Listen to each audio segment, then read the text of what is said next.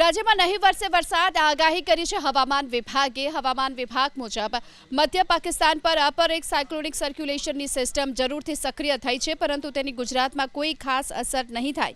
ગઈકાલે જે western disturbance સક્રિય થયું હતું તે પણ હવે નીકળી ગયું છે। આથી સમગ્ર રાજ્ય સહિત સંઘ પ્રદેશ, દીવ, દમણ અને દાદરા નગર હવેલીમાં પણ માવઠાની કોઈ શક્યતા નથી અને આગામી દિવસોમાં મહત્તમ તાપમાનમાં 2 થી 3 ડિગ્રી સુધીનો વધારો પણ થશે। આથી રાજ્યમાં ગરમીનો પારો થોડો ઊંચકાશે।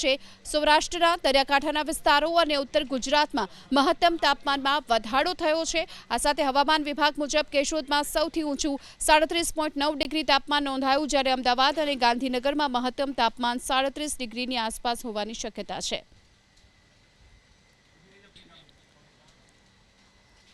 તો આગામી દિવસોમાં કમોસમી વરસાદની હાલ કોઈ શક્યતા નથી અને તેની સાથે જ રાજ્યમાં ગરમીનો પારો પણ ઉચકાશે। સૌરાષ્ટ્રના દરિયાકાંઠાના વિસ્તારો, ઉત્તર ગુજરાતમાં મહત્તમ તાપમાનમાં વધારાની શક્યતા હવામાન વિભાગે વ્યક્ત કરી છે। આ સાથે અમદાવાદ, ગાંધીનગરમાં મહત્તમ તાપમાન 37 ડિગ્રીની આસપાસ, તેની સાથે કેશોદમાં સૌથી વધુ એટલે કે સૌથી ઊંચું 37.9 ડિગ્રી તાપમાન નોંધાયું છે।